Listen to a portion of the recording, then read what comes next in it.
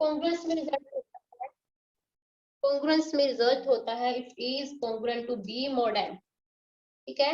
Then n will divide a minus b, means a minus b is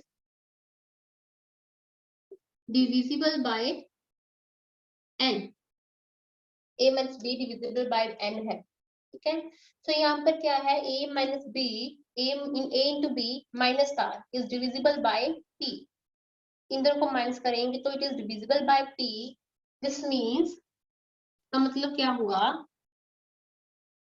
कि p divide कर रहा है a b minus r को, अगर p a माइनस r को divide कर रहा है इसका मतलब a b is congruent to r mod p, ठीक है। a into b is congruent to r mod p, तो यहाँ तक हमारा रिजल्ट बन गया, ठीक है।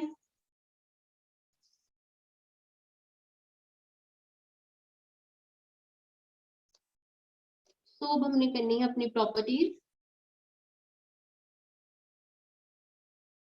First one is closure property.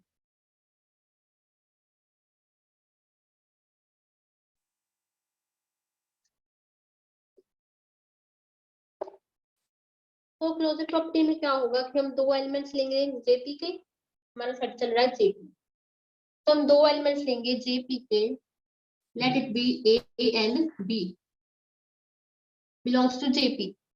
A B दो एलिमेंट है जेपी के, तो हमें प्रूव क्या करना है, प्रूव करना है A cross B mod P belongs to Zp, belongs to Zp, ठीक है। जो सेट से हमने अभी रिजल्ट निकाला था A B is congruent to R mod P, ठीक है। हम ये रिजल्ट यूज करके क्लोजर प्रॉपर्टी प्रूव करेंगे। सो अगर पहले हम लेट कर लें कि आर की वैल्यू 0 है, इस रिजल्ट का मतलब क्या है कि ए क्रॉस बी मॉड पी की वैल्यू आर आई है, ठीक है। इस रिजल्ट का मतलब है कि ए क्रॉस बी मॉड पी की वैल्यू आर आ रही है। तो बेसिकली हमें क्या करना है, हमने जिस आर आर को बिलोंग करवाना है जेपी को, ठीक है। सो हम केसेस ले रहे हैं, अगर हमारे पास आर की वैल्यू 0 आए, ठीक है, अगर आर की वैल्यू 0 है this means a B is congruent to 0 mod P, ठीक है। A B is congruent to 0 mod p. अब इससे का मतलब क्या होगा, P will divide a b minus 0, ठीक है। मीन्स जो P है वो A इंटू बी को डिवाइड कर रहा है, P डिवाइड कर रहा है A इंटू बी को। नाउ हमने इक्लियर्स लेमा किया था, उसमें क्या था, बाय इक्लियर्स लेमा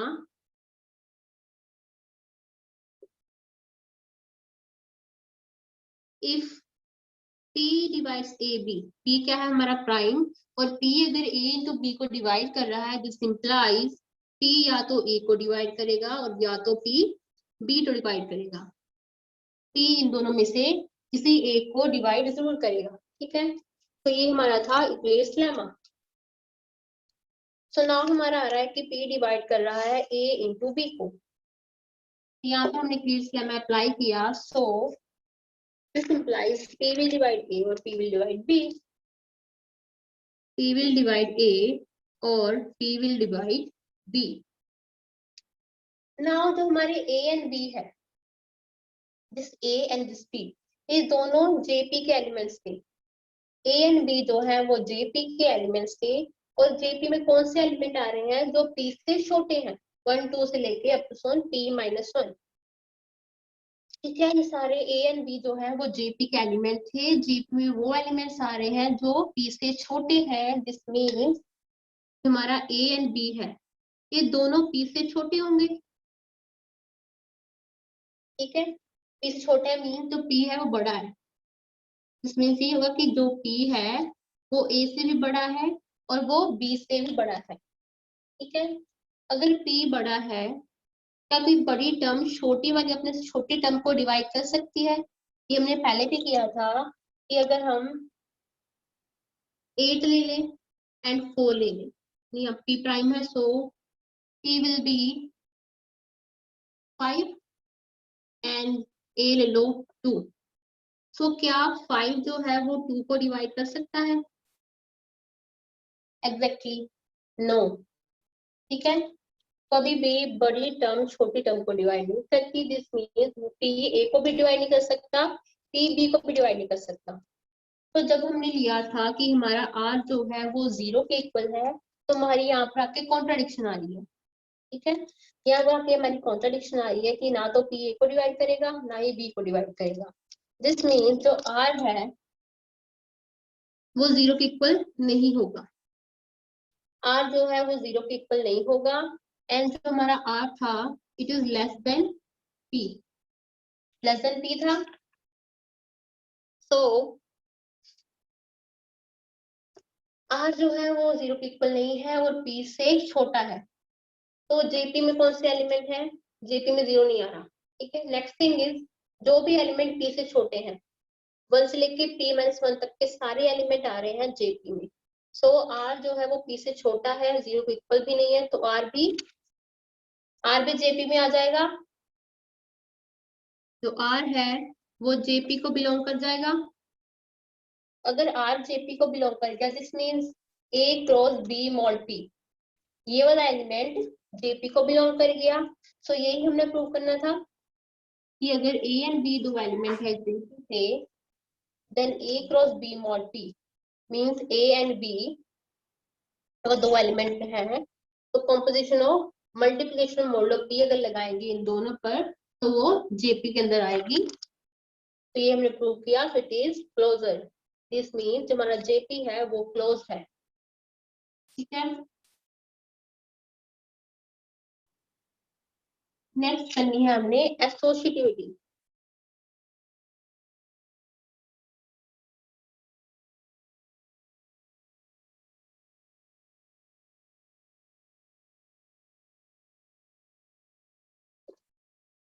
एसोसिएटिविटी अगर हम सिंपल लैंग्वेज में लिखें जो हमारी डेफिनेशन थी ग्रुप की, उसके अकॉर्डिंग लिखे एसोसिएटिविटी की डेफिनेशन, तो क्या होती थी कि अगर 3 एलिमेंट्स है हमारे सेट के, जेपी के ले रही हूं मैं, तो A into B C is equals to A B into C, ये प्रूव करना है हमने सिंपल डेफिनेशन देखे तो। बट यहाँ पर क्या है हमारे पास, यहाँ पर हमने ये डेफिनेशन प्रूव करनी है under composition of multiplication modulo P. Means हमने प्रूव करना है A cross B mod P cross C mod P is equals to A cross B mod P cross C, this one. यहाँ पे हमने ये वाला रिजल्ट प्रूव करना है।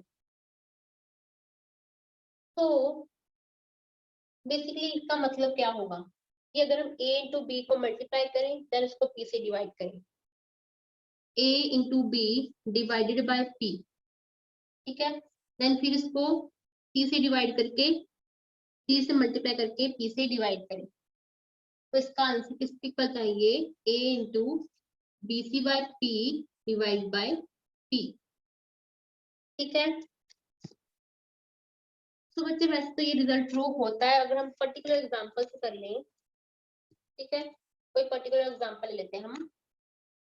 p प्राइम है उसको 5 ले लो, a b c कोई भी नंबर है less than p, a b c तीनों नंबर पे आएंगे लेस देन p। तो a को ले लो 2, b को 3, c को 4। बाय पर्टिकुलर एग्जांपल प्रूव कर रहे हैं हम। ठीक है, तो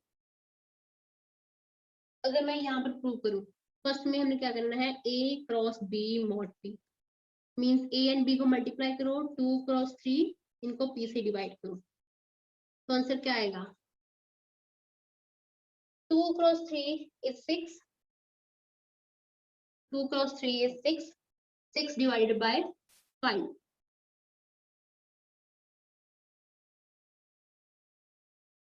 6 को 5 से डिवाइड करो, पर 6 तो बड़ा है 5 से, तो यहाँ पर क्या होगा? Remainder will be 1। हाँ जी, हम 6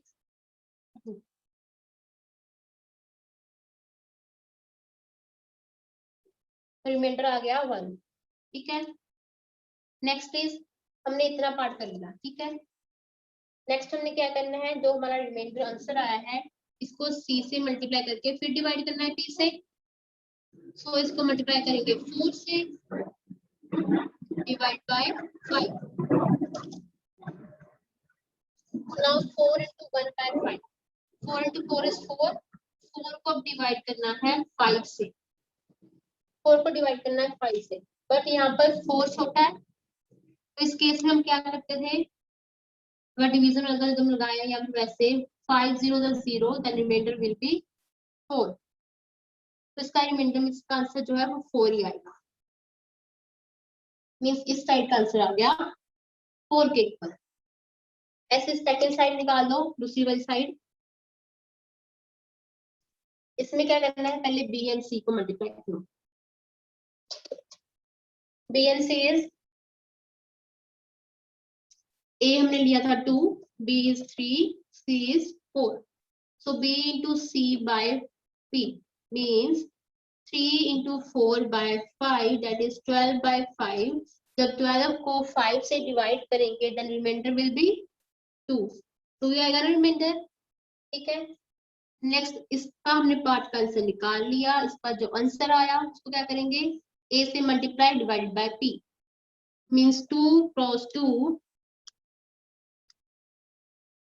2 क्रॉस 2 डिवाइड बाय 5, फिर से ये क्या आ गया 4 by 5, जैसे हमने पहले किया था। तो 4 को 5 से डिवाइड करेंगे, सो 0 5 0, रिमाइंडर विल बी 4, इसका रिमाइंडर भी क्या आ गया 4। तो दोनों साइड्स की टर्म का आंसर सेम आ रहा है। ठीक है, so that mean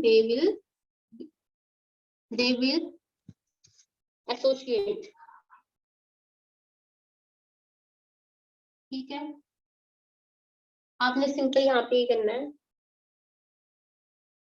please not reminder. ठीक है, that this does JP is associative। तो आप देखोगे the least non negative remainder remain the same. अगर हम a इंटू बी सी को डिवाइड कर लें p से, या फिर a b इंटू सी को डिवाइड कर लें p से, remainder will be same. Next is existence of identity.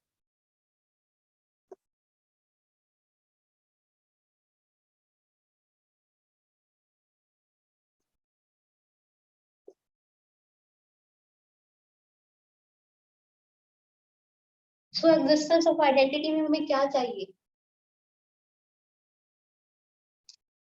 हमारे पास अगर है a cross b mod p is equals to r। Identity जब हम अप्लाई करते हैं तो हमारे पास क्या होता है कि हम a इंटू b करें तो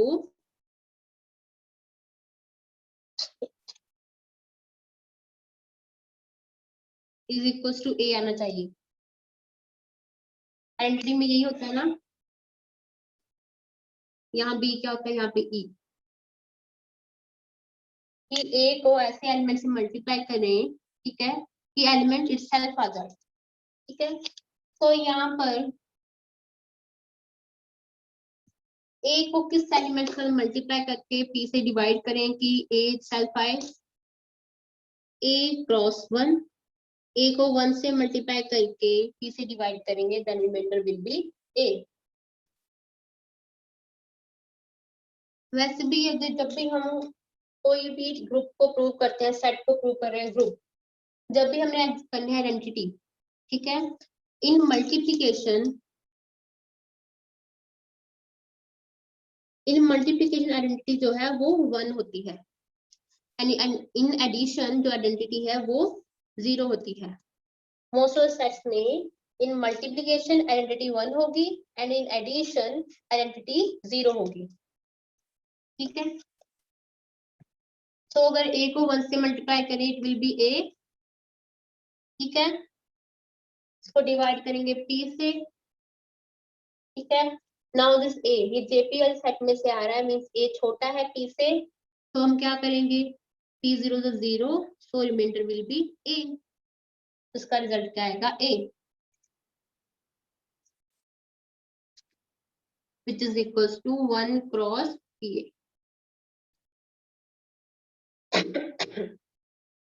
This means कि A cross 1 and 1 cross A. इसका मतलब यही है A cross 1 and 1 cross A. इन दोनों में जो रिमाइंडर सेम आएगा, जो हम इन दोनों को डिवाइड करेंगे by P. So existence of identity भी हमारी प्रूव हो गई. Next one is existence of inverse.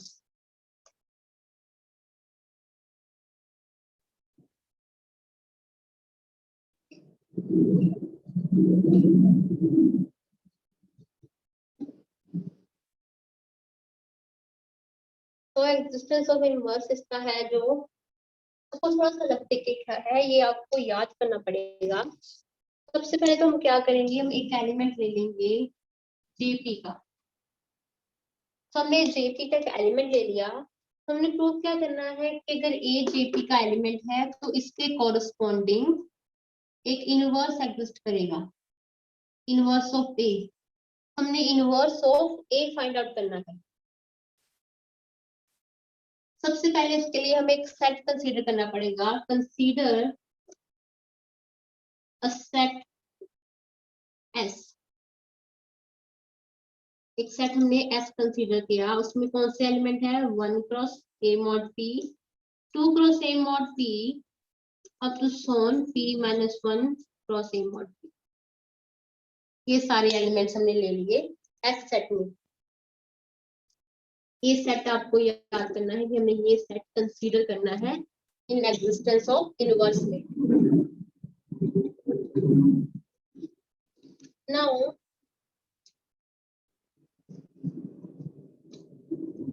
JP is closed. JP closed है मीन्स कि JP के दो एलिमेंट्स अगर लेंगे तो वो क्लोजर प्रॉपर्टी को सेटिस्फाई कर रहे हैं. जो हमने क्लोजर प्रॉपर्टी की थी, हमने कहा था अगर A एंड B दो एलिमेंट है JP के, then A cross B mod P belong करेगा JP को.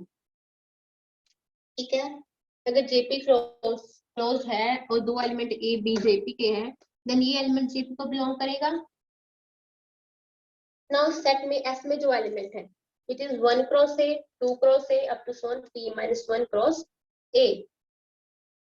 अब A तो JP का एलिमेंट है ही है, हमने कंसीडर किया था A belongs to JP.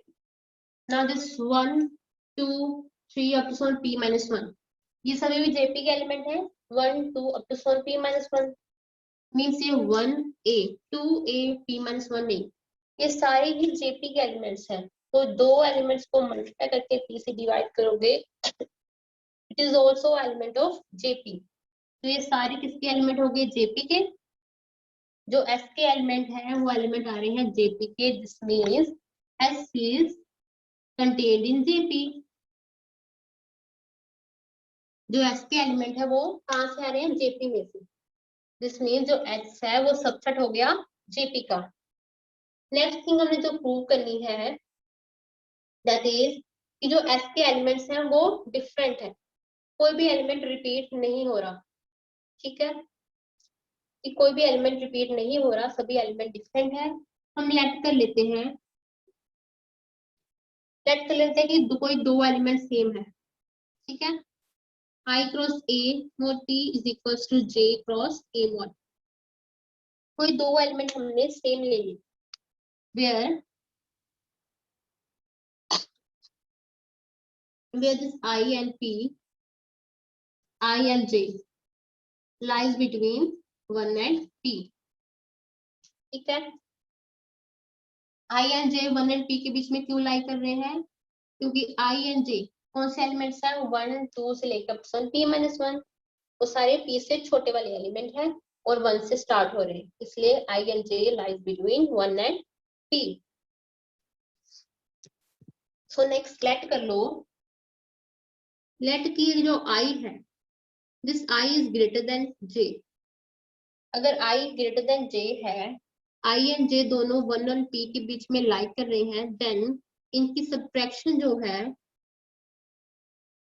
इनकी सब्ट्रैक्शन भी आई एंड जे के बीच, आई एंड पी के बीच में लाई करेगी, 1 एंड पी के बीच, यहाँ पर 0 आ सकता है।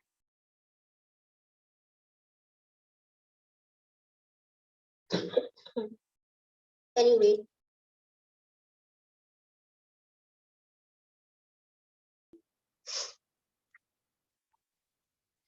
तो हमने किया कि अगर हम आई ले लें ग्रेटर देन जे, देन इनको अगर माइनस करें, then it will lie between 0 and पी। तो अगर हम इन दोनों को एलिमेंट्स को सेम लिया है,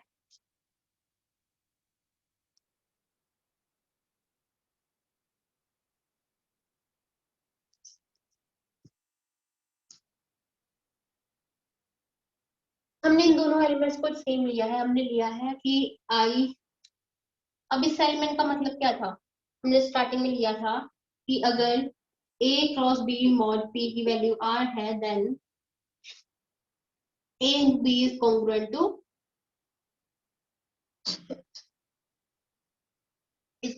to r mod p। ठीक है,